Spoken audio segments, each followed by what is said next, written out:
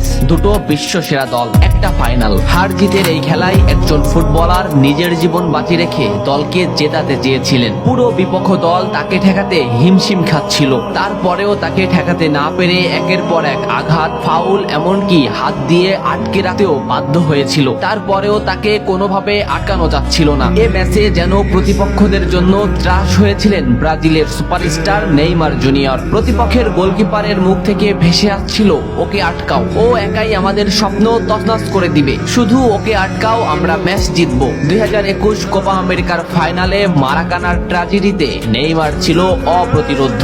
স্মৃতির পালে হাওয়া দিয়ে চলুন দেখি এ ম্যাচে নেইমার প্রতিপক্ষদের জন্য কতটা দুর্বিষহ ছিল। এক অসাধারণ স্কিল দিয়ে ম্যাচটা শুরু করেন নেইমার। লো সেলসোর মাথার উপর দিয়ে এক অসাধারণ ড্রাবলে বল নিয়ে নেইমার বিপক্ষ দলকে বুঝিয়ে দিলেন যে এই ম্যাচটি হবে নেইমারময়। এই মোমেন্টটা লক্ষ্য করুন, মাঝমাঠে বল, ক্যাসিমিরো নেইমারকে বল দিল। এই মোমেন্টে পিছন থেকে দি বল, সামনে থেকে আর্জেন্টিনার আরেকটি খেলোয়াড় সরাসরি নেইমারের পায়ে ট্যাকেল করলো। এভাবেই চলতে থাকে ম্যাচ। ম্যাচের 12 মিনিটে নেইমারের উপর যে আক্রমণ চলছে তার কিছুটা প্রমাণ মেলে। প্রতিপক্ষের খেলোয়াড়রা নেইমারের প্যান্টি ছিঁড়ে ফেলে, নেইমার সেটা রেফারিকে দেখায়। ম্যাচের 15 মিনিটে আবারও নেইমার বল নিয়ে সামনে আগাচ্ছে, কিন্তু আর্জেন্টিনার একটি খেলোয়াড় তাকে সরাসরি পায়ে ট্যাকেল করে, মাটিতে গড়িয়ে পড়েন তিনি। এত কিছু করেও নেইমারকে তারা আটকাতে পারছিল না। ম্যাচের এই মোমেন্টটা লক্ষ্য করুন, লেফট সাইড থেকে বল টেনে নিচ্ছে নেইমার। এই মোমেন্টে নেইমারকে ঘিরে আসছে প্রতিপক্ষের 4টি খেলোয়াড়। 2টি খেলোয়াড় সরাসরি নেইমারকে পায়ে ট্যাকেল দিলেন,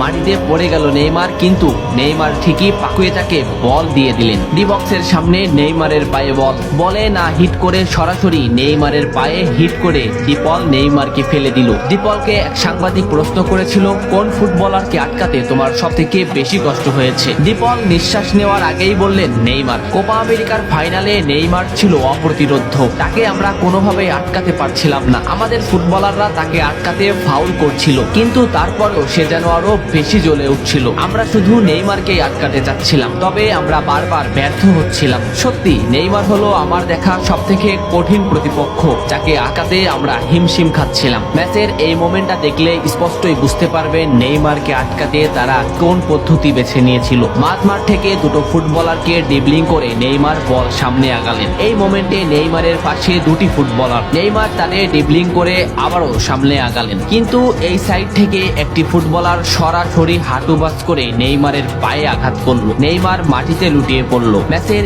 এই মোমেন্টটা লক্ষ্য করুন, কেন ডিপলরা সেদিন নেইমারকে আটকাতে পারছিল না তারই একটা উদাহরণ। লেফট সাইডে নেইমারের পায়ে বল, সামনে প্রতিপক্ষের একটি ফুটবলার, নেইমার ড্রিবলিং করে তাকে বল মোমেন্ট থেকে আউট করে দিলেন। এই মোমেন্টটা লক্ষ্য করুন, এখানে প্রতিপক্ষের 3টি খেলোয়াড়। এখান থেকে নেইমার এমন একটা শট নিলেন যে রিচার্লিসনের কাছে এমন ভাবে বলটি পৌঁছালো, সে শট করলেই বল গোল হয়ে যাবে। রিচার্লিসন শট নিলেন, কিন্তু মার্টিনেস সে বলটি ঠেকিয়ে দিল। এ ম্যাচে আর্জেন্টিনার গোলকিপার মার্টিনেসও করেছিলেন দুরন্ত পারফরমেন্স, অসাধারণ কিছু সেভ দিয়েছিলেন, যে কারণে ম্যাচের ফলাফল বদলে গিয়েছিল। মার্টিনেসকে একবার জিজ্ঞাসা করা হয়েছিল, কে তোমাদের বিপক্ষে সেরা খেলেছে?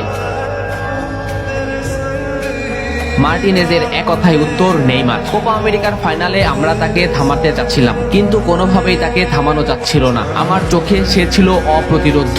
আমি বারবার আমাদের সতীর্থদের বলছিলাম, তোমরা নেইমারকে থামাও, ওকে থামাতে না পারলে ও আমাদের স্বপ্ন ভেঙে দিবে। আমাদের সতীর্থরা বারবার ব্যর্থ হচ্ছিল। ম্যাচের 65 মিনিটে নেইমার মাঝমাঠ দিয়ে বল টেনে নিচ্ছিলেন। ডিপল তাকে আটকাতে না পেরে প্রথমে তাকে ঘাড়ে আঘাত করলেন, এরপরও না পেরে সরাসরি পায়ে ট্যাকেল করলেন। এই ক্লিপটা লক্ষ্য করুন, এই ম্যাচে নেইমার কতটা অপ্রতিরোধ্য ছিল সেটা বুঝতে পারবেন। মাঝমাঠে নেইমারের পায়ে বল, নেইমারকে আটকাতে আছে আর্জেন্টিনার একটি খেলোয়াড়। এই মোমেন্টে নেইমারের সামনে আর্জেন্টিনার 4টি খেলোয়াড়। নেইমার এখান থেকে এমন একটা পাস দিবেন যেখানে এই 4টি খেলোয়াড় ফুটবল মোমেন্ট থেকে বের হয়ে যাবে, এবং নেইমারের সতীর্থ এমন স্থানে বল পাবেন যেখান থেকে গোলে শট করলে গোল হওয়ার সম্ভাবনাই বেশি। দেখুন নেইমার শট নিল, পাকুয়েতা এমন মোমেন্টে বল পেল যেখান থেকে শট করলে গোল হওয়ার সম্ভাবনা সম্ভাবনা 100%, কিন্তু পাকুয়েতা শট নিতে পারেনি। এই মোমেন্টটা দেখুন, 1-1-এ নেইমার ভার্সেস ডিপল। সুন্দর একটা ড্রিবলিং এ নেইমারকে আটকাতে ব্যর্থ ডিপল, কিন্তু শেষ মুহূর্তে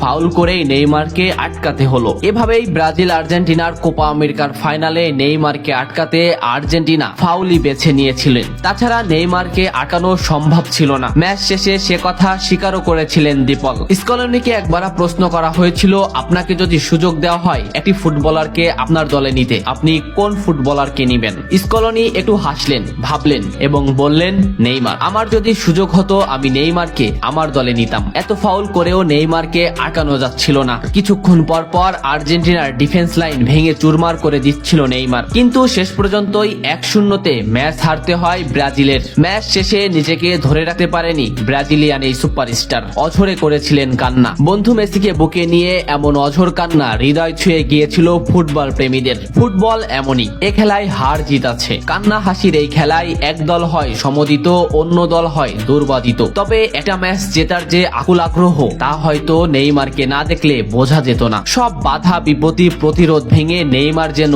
এগিয়ে যাচ্ছিলেন, কিন্তু শেষ পর্যন্ত সমীকরণ মেলেনি। আপনি কি কোপা আমেরিকার এই ম্যাচটা দেখেছিলেন? দেখলে কমেন্ট করে জানান। এত সময় সাথে থাকার জন্য ধন্যবাদ। নেক্সট ভিডিও আসছে খুবই তাড়াতাড়ি।